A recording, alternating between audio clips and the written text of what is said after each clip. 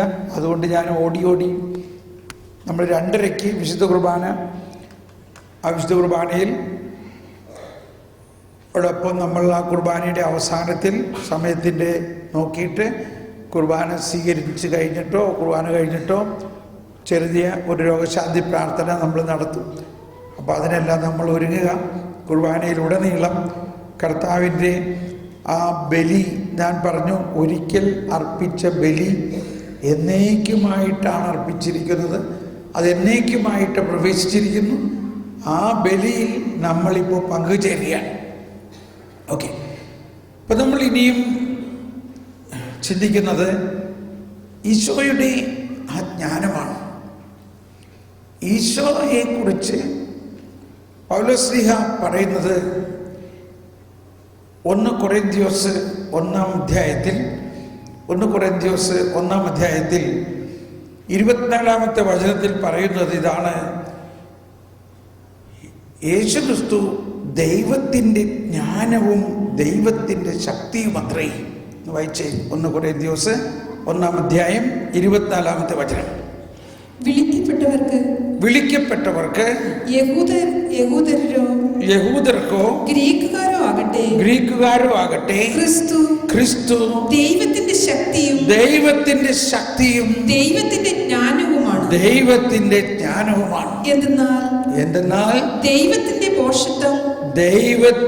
ഭോഷത്വം മനുഷ്യരെക്കാൾ ജ്ഞാനമുള്ളതും ദൈവത്തിന്റെ ബലഹീനത മനുഷ്യരെക്കാൾ ശക്തവുമാണ്. അപ്പോ ഈശോ ദൈവത്തിന്റെ ജ്ഞാനമാണ്. അത് മനസ്സിലാക്കണം. അതാണ് ഞാൻ ഒരു പ്രാവശ്യം പറഞ്ഞു, പഴയ നിയമ കാലഘട്ടങ്ങളിൽ ജ്ഞാനത്തിനു വേണ്ടി എല്ലാ പ്രവാചകന്മാരും പ്രാർത്ഥിച്ചിട്ടുണ്ട്. പ്രത്യേകിച്ച് സോളമൻ്റെ ജ്ഞാനത്തിൻ്റെ പുസ്തകത്തിൽ നമ്മൾ ഇനി പഠിക്കും. അതിലെല്ലാം അങ്ങയുടെ സിംഹാസനത്തിൽ നിന്ന് അങ്ങയോടൊപ്പം പ്രവർത്തിച്ച ജ്ഞാനത്തെ ഞങ്ങൾക്ക് അയച്ചു തരണമേ എന്ന് പ്രാർത്ഥിച്ചിരുന്ന പ്രാർത്ഥന സംഭവിച്ചു കഴിഞ്ഞിരിക്കണം. പുതിയ നിയമത്തിൽ ആ ജ്ഞാനത്തെ അയച്ചു തന്നിരിക്കുന്നു. ആരാണത്? കർത്താവ് ഈശോ മിശിഹ. ആ ഈശോ മിശിഹ ജ്ഞാനമായി വന്ന് ആ ജ്ഞാനത്തിൽ നമ്മളെ മുക്കി ആ ജ്ഞാനം മുഴുവനും നമ്മളിലേക്ക് പകർന്നിരിക്കുന്നു. അതാണ് ഇതേ അധ്യായത്തിൻ്റെ അവസാനത്തിൽ 1 കൊറിന്ത്യസ് 1-ാം അധ്യായം 30-ാമത്തെ വചനത്തിൽ നമുക്ക് കാണാം: യേശുക്രിസ്തുവിലുള്ള നിങ്ങളുടെ ജീവിതത്തിന്റെ ഉറവിടം അവിടുന്നാണ്. എല്ലാവരും കരമുയർത്തി ശബ്ദമുയർത്തി ഏറ്റു പറഞ്ഞുകൊണ്ട് യേശുക്രിസ്തുവിലുള്ള നിങ്ങളുടെ ജീവിതത്തിന്റെ ഉറവിടം അവിടുന്നാണ്. ദൈവം അവനെ നമുക്ക് ജ്ഞാനവും നീതിയും വിശുദ്ധീകരണവും പരിത്രാണവുമാക്കിയിരിക്കുന്നു. Praise the Lord. ഒന്നുകൂടി എല്ലാവരും നിങ്ങളുടെ ശബ്ദം ഉയർത്താൻ ബുദ്ധിമുട്ടുള്ളമായി തോന്നുന്നു. ഒന്ന് അധരം തുറന്നങ്ങ് ശബ്ദം അങ്ങ് ഉയർത്തി ഒന്ന് പറഞ്ഞേ. ഒന്ന് എല്ലാവരും യേശുക്രിസ്തുവിലുള്ള നിങ്ങളുടെ ജീവിതത്തിന്റെ ഉറവിടം അവിടുന്നാണ്. ദൈവം അവനെ നമുക്ക് ജ്ഞാനവും നീതിയും വിശുദ്ധീകരണവും പരിത്രാണവും ആക്കിയിരിക്കുന്നു. വലിയ കാര്യമല്ലേ? എന്താ? യേശുക്രിസ്തുവിലുള്ള നമ്മുടെ ജീവിതം. അതാണ് ആദ്യത്തെ പടി. നമ്മുടെ ജീവിതം നമ്മൾ പറഞ്ഞു, എന്തിനാണ് ദൈവം നമ്മളെ സൃഷ്ടിച്ചത്? ദൈവത്തിന് വേണ്ടിയാണ് നമ്മളെ സൃഷ്ടിച്ചത്. അപ്പോൾ യേശുക്രിസ്തു തന്നെയാണ് നമ്മുടെ ജീവിതത്തിൻ്റെ ഉറവിടം. ആ ദൈവം നമ്മെ യേശുക്രിസ്തുവിലൂടെ നമുക്ക് നൽകപ്പെട്ടിരിക്കുന്നത് എന്താ? നമ്മുടെ ജീവിതത്തിൻ്റെ ഉറവിടം അവിടുന്നാണ്. ദൈവം അവനെ നമുക്കായി ജ്ഞാനമാക്കിയിരിക്കുന്നു. ഒന്ന് വായിച്ച അത്രയും ഭാഗം മാത്രം. ദൈവം വായിച്ചേ. ദൈവം അവനെ നമുക്ക് ജ്ഞാനവും മതി അത്രയും മാത്രം ഒന്ന് കേട്ടെ. കണ്ടോ? ജ്ഞാനം ആക്കി. 4 കാര്യമാണ് അവിടെ പറഞ്ഞിരിക്കുന്നത്: ജ്ഞാനവും നീതിയും വിശുദ്ധീകരണവും പരിത്രാണവും. ഇത് നമുക്ക് പടിപടിയായിട്ട് ഉയരണം. 4 കാര്യങ്ങൾ എന്തൊക്കെയാണ്? ജ്ഞാനവും നീതിയും വിശുദ്ധീകരണവും പരിത്രാണം. എല്ലാവരും ഒന്ന് കൈയെടുത്തോട്ട് ഈ വിരലെടുത്ത് പറയും. എന്താണ് ആദ്യത്തെ? ജ്ഞാനവും, രണ്ടാമത്തെ നീതിയും, മൂന്നാമത്തെ വിശുദ്ധീകരണവും, 4 പരിത്രാണം. ഈ 4 കാര്യമാണ് ദൈവം നമ്മളിലേക്ക് ക്രിസ്തുവിലൂടെ നടത്തുന്നത്. അപ്പൊ ഈ 4 കാര്യത്തിൽ നമ്മൾ പരിത്രാണം എന്ന് പറഞ്ഞാൽ രക്ഷ, വിശുദ്ധീകരണം, ദൈവനീതി. എന്താ ഈ ദൈവനീതി? ഇതൊന്നും നമുക്ക് ശരിക്കും മനസ്സിലായിട്ടില്ല. വാസ്തവത്തിൽ എന്തുകൊണ്ട് മനസ്സിലായിട്ടില്ല? ഇത് മനസ്സിലാക്കണമെങ്കിൽ അതിൻ്റെ ആദ്യത്തെ പടി എന്താണ്? ജ്ഞാനം. എൻ്റെ മേലെ കോരിത്തരിക്കുകയാണ്. കാരണം എന്തോ ഇപ്പം നമുക്ക് മനസ്സിലായി. എന്താ ഇപ്പം മനസ്സിലായേ? ആദ്യം നമുക്ക് എന്ത് വേണം? ജ്ഞാനം വേണം. അതൊരു താക്കോല് പോലെയാണ്. അതുകൊണ്ട് ഈശോ ഫരിസേയരെ നിയമത്തിനോടും പറഞ്ഞ്, വിജ്ഞാനത്തിൻ്റെ താക്കോൽ നിങ്ങൾ സ്വന്തമാക്കിയിരിക്കുന്നു, എന്നാൽ നിങ്ങളോ അകത്ത് പ്രവേശിക്കുന്നില്ല, മറ്റുള്ളവരെ പ്രവേശിക്കാൻ അനുവദിക്കുന്നുമില്ല. ഇത് ജ്ഞാനത്തെക്കുറിച്ചുള്ള പ്രബോധനത്തിൽ ഈശോ പറയുകയാണ്. നമ്മളിത് അവരെ കുറ്റപ്പെടുത്തി പറയണ്ട. നമ്മൾക്ക് വലിയ താക്കോല കിട്ടിയേക്കണേ. അവരാരും മാമോദീസ സ്വീകരിച്ചവരായിരുന്നില്ല, അവരാരും ക്രിസ്ത്യാനികളെ ആയിരുന്നില്ല.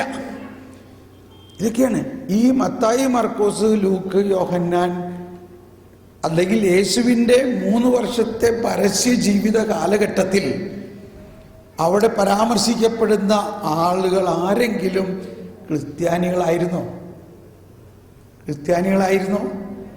ആയിരുന്നോ? അല്ല. കാരണം യേശു വന്നപ്പോഴും യേശു മരിച്ചപ്പോഴും ക്രിസ്ത്യാനികൾ ആരും ഉണ്ടായിരുന്നില്ല.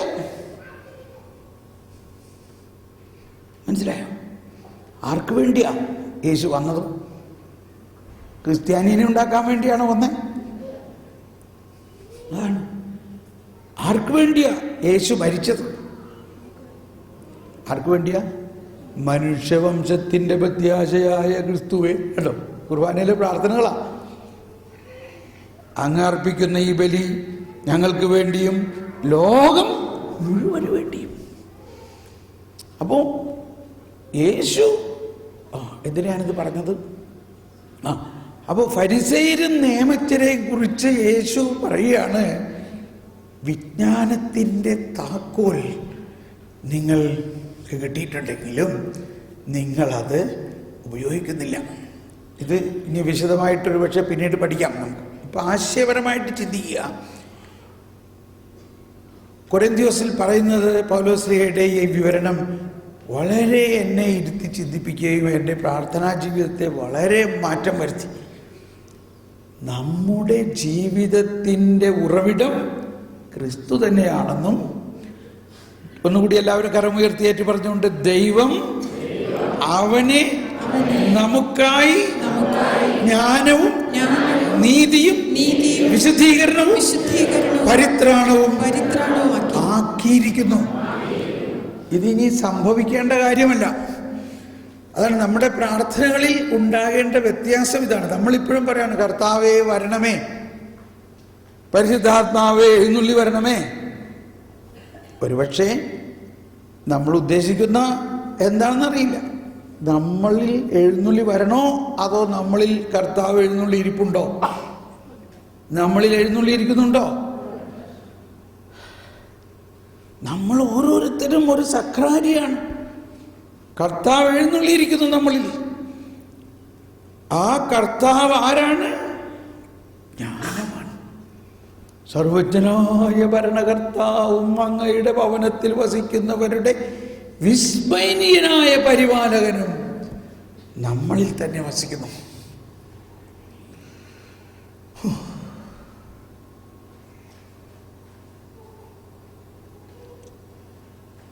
ഇത് കൂടുതലായിട്ട് മനസ്സിലാക്കുന്നതിനെയാണ് എഫേസോസുകാർക്ക് ഇത് ലേഖനം 1-ാം അധ്യായം 17-ാമത്തെ വചനം.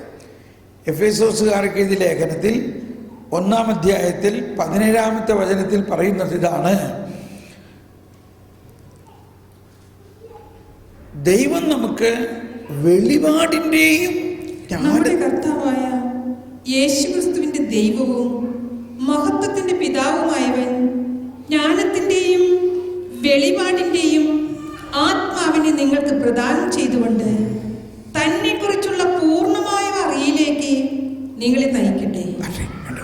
തന്നെ കുറിച്ചുള്ള, യേശുക്രിസ്തുവിനെ കുറിച്ചുള്ള പൂർണ്ണമായ അറിവിലേക്ക് നമ്മളെ നയിക്കട്ടെ. യേശുവിനെ കുറിച്ചുള്ള പൂർണ്ണമായ അറിവിലേക്ക്, അവൻ യേശുവിനെ കുറിച്ചുള്ള ആ പൂർണ്ണമായ അറിവിലേക്ക് നമ്മളെ നയിക്കാൻ ആരെന്ത് ചെയ്യണം? എന്ത് ചെയ്തിരിക്കുന്നു? നമ്മുടെ കർത്താവായ യേശുക്രിസ്തുവിന്റെ പിതാവും, വായിച്ചേ, നമ്മുടെ കർത്താവായ യേശുക്രിസ്തുവിന്റെ ദൈവവും മഹത്വത്തിന്റെ പിതാവുമായവൻ ജ്ഞാനത്തിന്റെയും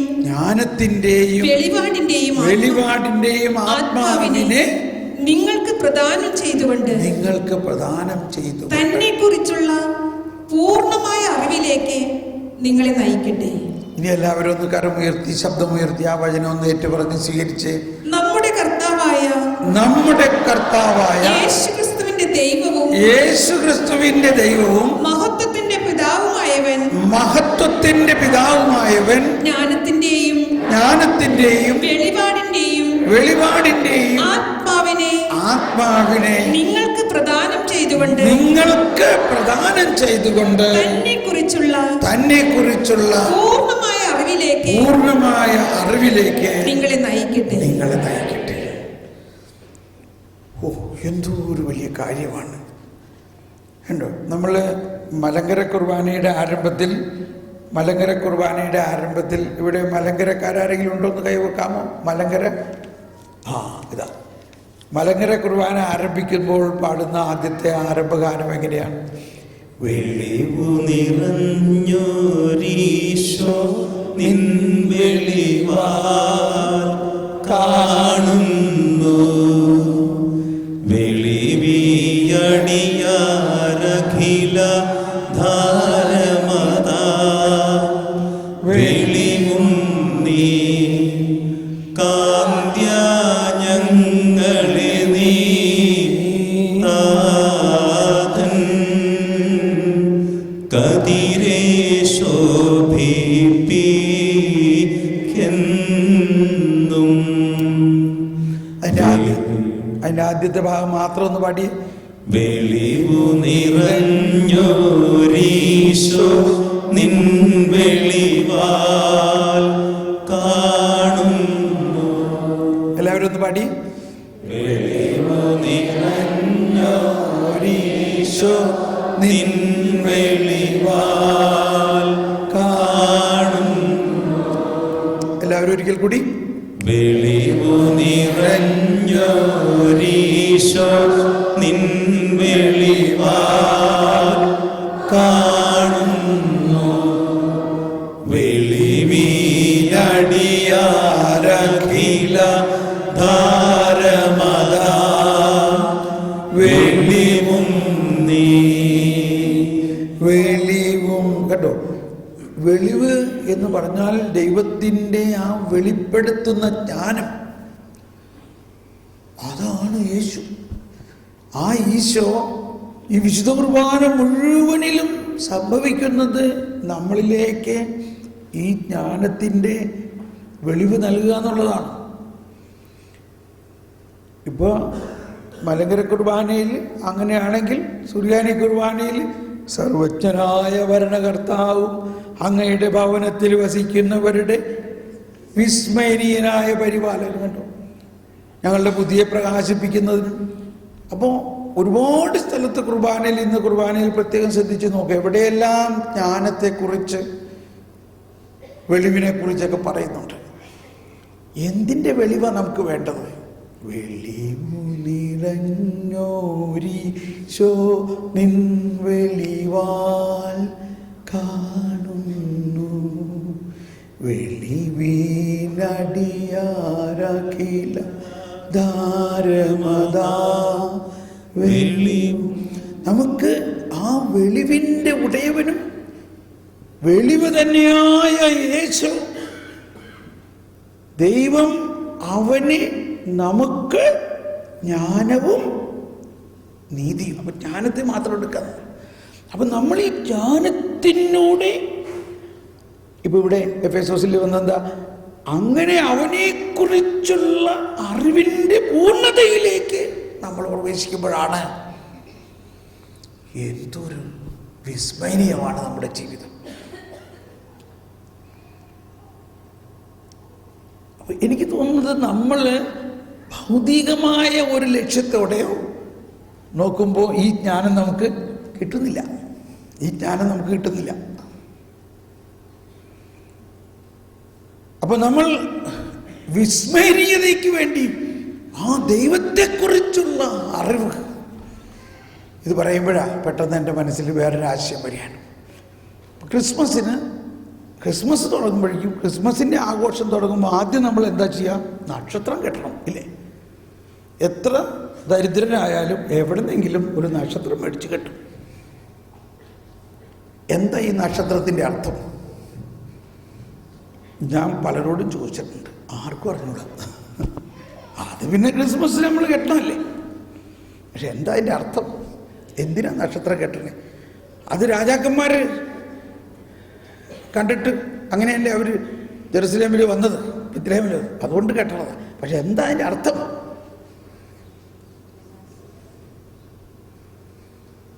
എന്താ അതിൻ്റെ അർത്ഥം?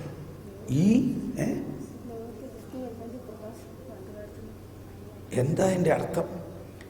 നക്ഷത്രം ദൈവത്തിൻ്റെ ജ്ഞാനമാണ്. ദൈവത്തിൻ്റെ ജ്ഞാനത്തെക്കുറിച്ചുള്ള ഒരു വലിയ രഹസ്യമാണ്. ഈ നക്ഷത്രം ലോകത്തിലെല്ലാവരും കണ്ടു കാണുമല്ലോ. പക്ഷേ ആർക്കാണ് ഈ നക്ഷത്രത്തിൻ്റെ സൂചന മനസ്സിലായത്? ജ്ഞാനികൾക്കാണ് മനസ്സിലായത്. എന്തായിരുന്നു ആ നക്ഷത്രത്തിലൂടെ വെളിപ്പെടുത്തൽ? ഒരു വെളിപ്പെടുത്തൽ അവർക്ക് കിട്ടി. എന്താണ് അവർക്ക് കിട്ടിയ വെളിപ്പെടുത്തൽ? ഒരു രാജാവ് പിറക്കാൻ പോകുന്നുണ്ട്. അതിൻ്റെ സൂചനയാണ്. ആ രാജാവ് എവിടെ പിറക്കും, എങ്ങനെ ആയിരിക്കും എന്നുള്ളതിൻ്റെ എല്ലാം വെളിവ് ഈ നക്ഷത്രത്തിലൂടെ കിട്ടിയത്.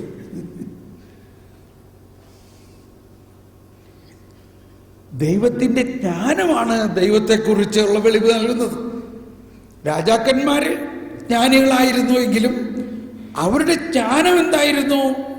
ഈ ദൈവത്തെക്കുറിച്ചുള്ള ജ്ഞാനം മനസ്സിലായവർ ദൈവത്തെക്കുറിച്ചുള്ള ജ്ഞാനം മനസ്സിലാക്കി. അങ്ങനെ അവർ ജെറുസലേമിലേക്ക് വന്നു, നക്ഷത്രത്താൽ നയിക്കപ്പെട്ടു വന്നു.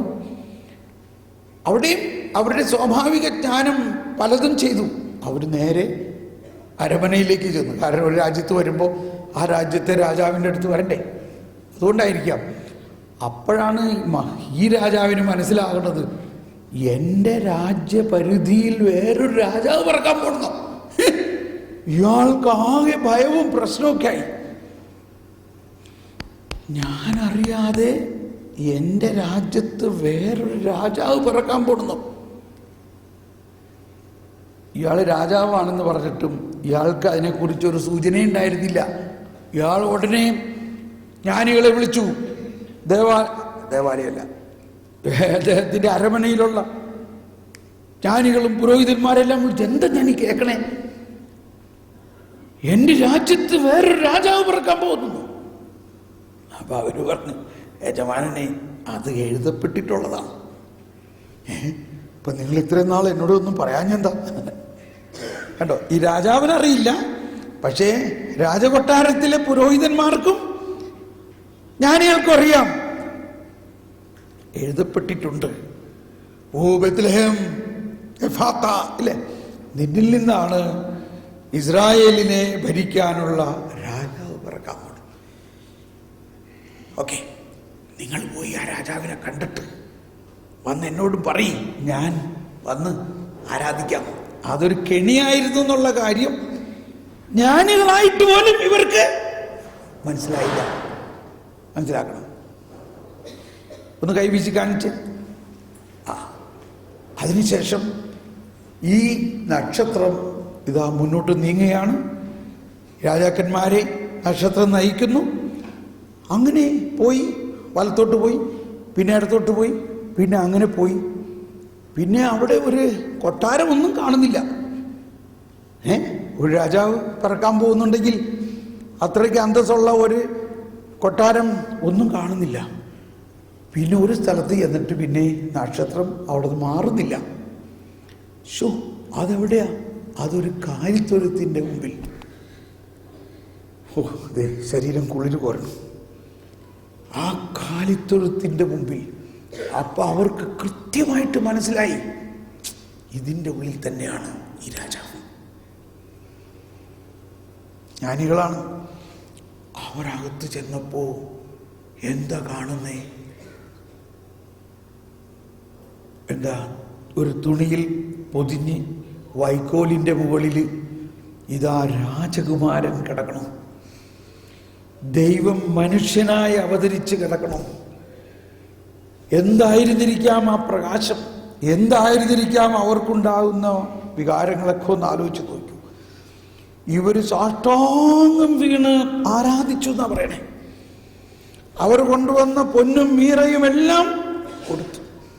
അവർക്ക് കൃത്യമായി മനസ്സിലായില്ലേ, കാലിത്തൊഴുത്തിലാണെങ്കിലും ഇവനാണ് ആ രാജാവ്. ഇതൊക്കെയാണ് ഈ ജ്ഞാനത്തിന്റെ പ്രവർത്തനം. എന്തടിസ്ഥാനത്തിൽ മനസ്സിലായി? അതിനാണ് വെളിവ് എന്ന് പറയുന്നത്. ഇനി അത് കേട്ടോ, അത് കഴിഞ്ഞ് ഇറങ്ങിക്കഴിഞ്ഞപ്പോൾ നക്ഷത്രം പോയി. പിന്നെ നക്ഷത്രം അവർ കണ്ടിട്ടില്ല. ഭയങ്കര സന്തോഷമായി. എന്നിട്ട് നമുക്ക് ഉടനെ രാജാവിന്റെ അരമനയിൽ പോയി പറയണം. നമുക്ക് ഇവർ രാജാക്കന്മാരല്ലേ, പോയി അങ്ങ് ആഘോഷിക്കാം എന്ന് വിചാരിച്ച് ഹെരോദേസ് പറഞ്ഞല്ലോ, നിങ്ങൾ കണ്ടിട്ട് എന്നോട് ഒന്ന് പറയും. അങ്ങനെ അവർ നീങ്ങുമ്പോൾ ഒന്ന് കൈവീശി കാണിച്ച്. അങ്ങനെ അവർ നീങ്ങുമ്പോൾ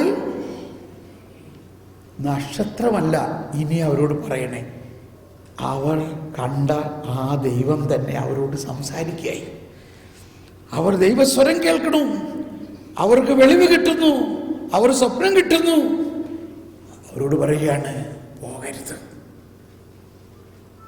നിങ്ങൾ വന്ന വഴിയെ പോകരുത്, നിങ്ങൾ വേറൊരു വഴിയെ നാട് വിട്ടോ, അരമനയിൽ പോകരുത്, അതൊരു കെണിയാണ്. ഇപ്പൊ അവർ തമ്മിൽ ചർച്ച ചെയ്തിട്ടുണ്ടാകാം.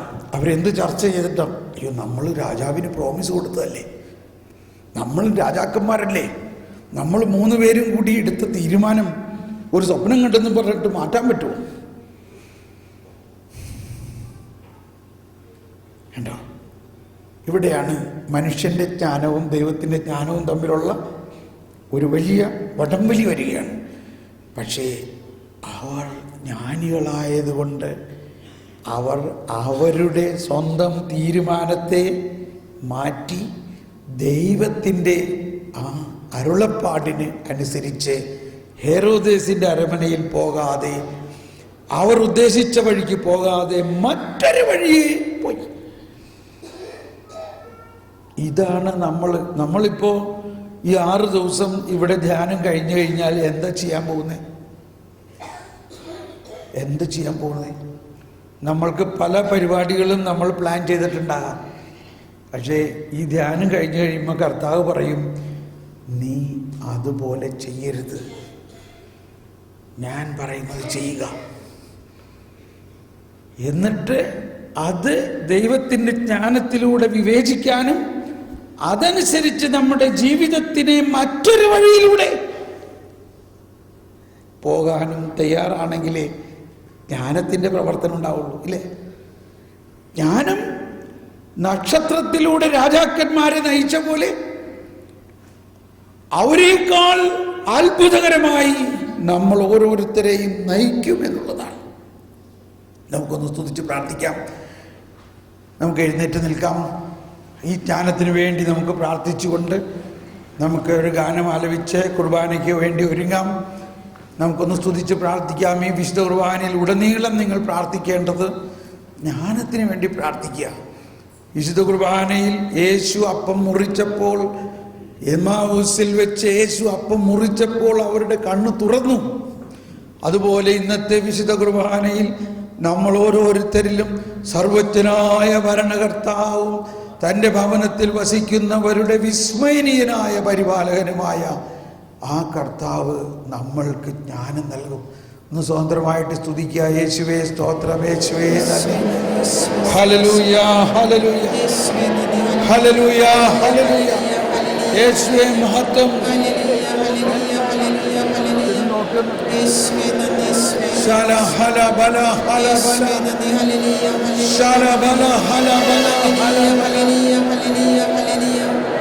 സ്വതന്ത്രമായിട്ട് സ്തുതിച്ചുകൊണ്ട് ജ്ഞാനം നൽകണേ.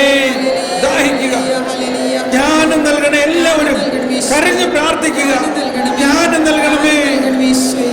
ജീവജലത്തിൻ അരുവിയായി, ജീവജലത്തിൻ അരുവിയായി എന്ന് പാടുമ്പോൾ ജ്ഞാനത്തിനായി പ്രാർത്ഥിച്ചുകൊണ്ട് പരിശുദ്ധാത്മാവേ ജ്ഞാനം നൽകണേ. എല്ലാവരും ചേർന്ന് പാടുക, കൈയടിച്ച് പാടാം. ജീവജലത്തിൻ അരുവിയായി നിറഞ്ഞു കവിഞ്ഞൊഴുകണമേ. ജീവജലത്തിൻ അരുവിയായി നിറഞ്ഞു കവിഞ്ഞൊഴുകണമേ. ജീവജലത്തിൻ അരുവിയായി നിറഞ്ഞു കവിഞ്ഞൊഴുകണമേ. ജീവജലത്തിൻ അരുവിയായി നിറഞ്ഞു കവിഞ്ഞൊഴുകണമേ.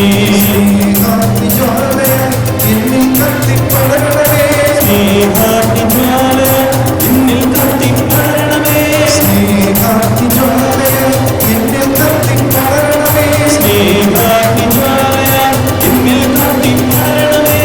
ജീവജലത്തിൻ അരുവിയായി നിറഞ്ഞു കവിഞ്ഞൊഴുകണമേ. ജീവജലത്തിൻ അരുവിയായി നിറഞ്ഞു കവിഞ്ഞൊഴുകണമേ. സ്നേഹാഗ്നിജ്വാലയായി എന്നിൽ കത്തിപ്പടരണമേ. സ്നേഹാഗ്നിജ്വാലയായി എന്നിൽ കത്തിപ്പടരണമേ. എന്നിൽ വാഴും ആത്മാവേ എല്ലാത്താവിൽ പടരണമേ. എന്നിൽ വാഴും ആത്മാവേ എല്ലാത്താവിൽ പടരണമേ. സ്നേഹാഗ്നിജ്വാലയായി എല്ലാത്താവിൽ പടരണമേ. സ്നേഹാഗ്നിജ്വാലയായി എല്ലാത്താവിൽ പടരണമേ. എന്നിൽ വാഴും ആത്മാവേ ജ്ഞാനത്താൽ നിറയ്ക്കണമേ. എന്നിൽ വാഴും ആത്മാവേ ജ്ഞാനത്താൽ നിറയ്ക്കണമേ. എന്നിൽ വാഴും ആത്മാവേ ജ്ഞാനത്താൽ നിറയ്ക്കണമേ. എന്നിൽ വാഴും ആത്മാവേ ജ്ഞാനത്താൽ നിറയ്ക്കണമേ. ജ്ഞാനത്താൽ നിറയ്ക്കണമേ. ജ്ഞാനത്താൽ നിറയ്ക്കണമേ. ജ്ഞാനത്താൽ നിറയ്ക്കണമേ. ജ്ഞാനത്താൽ നിറയ്ക്കണമേ. ജ്ഞാനം നൽകണമേ. ജ്ഞാനം നൽകണമേ. ജ്ഞാനം നൽകണമേ. ജ്ഞാനം നൽകണമേ. ജ്ഞാനം നൽകണമേ. ജ്ഞാനം നൽകണമേ. ജ്ഞാനം നൽകണമേ. ജ്ഞാനം നൽകണമേ. എന്നിൽ വാഴും ആത്മാവേ ജ്ഞാനത്താൽ നിറയ്ക്കണമേ. എന്നിൽ വാഴും ആത്മാവേ ജ്ഞാനത്താൽ നിറയ്ക്കണമേ. എന്നിൽ വാഴും ആത്മാവേ ജ്ഞാനത്താൽ നിറയ്ക്കണമേ. എന്നിൽ വാഴും ആത്മാവേ ജ്ഞാനത്താൽ നിറയ്ക്കണമേ. എന്നിൽ വാഴും ആത്മാവേ എന്നിൽ കത്തിപ്പടരണമേ. എന്നിൽ വാഴും ആത്മാവേ എന്നിൽ കത്തിപ്പടരണമേ. എന്നിൽ കത്തിപ്പടരണമേ. എന്നിൽ കത്തിപ്പടരണമേ. എന്നിൽ കത്തിപ്പടരണമേ. എന്നിൽ കത്തിപ്പടരണമേ. എന്നിൽ കത്തിപ്പടരണമേ. എന്നിൽ കത്തിപ്പടരണമേ. എന്നിൽ കത്തിപ്പടരണമേ. എന്നിൽ കത്തിപ്പടരണമേ. എന്നിൽ കത്തിപ്പടരണമേ. എന്നിൽ കത്തിപ്പടരണമേ. എന്നിൽ കത്തിപ്പടരണമേ. എന്നിൽ കത്തിപ്പടരണമേ. എന്നിൽ കത്തിപ്പടരണമേ. എന്നിൽ കത്തിപ്പടരണമേ. എന്നിൽ കത്തിപ്പടരണമേ. എന്നിൽ കത്തിപ്പടരണമേ. ജ്ഞാനം നൽകണമേ. ജ്ഞാനം നൽകണമേ. ജ്ഞാനം നൽകണമേ. ജ്ഞാനം നൽകണമേ. അഭിഷേകം ചെയ്യണമേ. അഭിഷേകം ചെയ്യണമേ. അഭിഷേകം ചെയ്യണമേ. അഭിഷേകം ചെയ്യണമേ. അഭിഷേകം ചെയ്യണമേ. അഭിഷേകം ചെയ്യണമേ. അഭിഷേകം ചെയ്യണമേ. അഭിഷേകം ചെയ്യണമേ. അഭിഷേകം ചെയ്യണമേ. അഭിഷേകം ചെയ്യണമേ. അഭിഷേകം ചെയ്യണമേ. അഭിഷേകം ചെയ്യണമേ. വിശ്വാസം നൽകണമേ. വിശ്വാസം നൽകണമേ. വിശ്വാസം നൽകണമേ. വിശ്വാസം നൽകണമേ. വിശ്വാസം നൽകണമേ. വിശ്വാസം നൽകണമേ. വിശ്വാസം നൽകണമേ. വിശ്വാസം നൽകണമേ. Hallelujah, hallelujah, hallelujah, hallelujah, hallelujah, hallelujah, hallelujah. സ്വതന്ത്രമായി കരങ്ങൾ ഉയർത്തി ഒന്നുകൂടി സ്തുതിച്ചുകൊണ്ട് യേശുവേ ഈ വിശുദ്ധ ബലിയിലൂടെ ഞങ്ങൾക്ക് അങ്ങയുടെ ജ്ഞാനം തുറന്നു നൽകണേ എന്നൊരിക്കൽ കൂടി സ്തുതിച്ചൊന്ന് യേശുവേ സ്തോത്രം, യേശുവേ നന്ദി. Hallelujah, hallelujah. Price the Lord. നമ്മൾ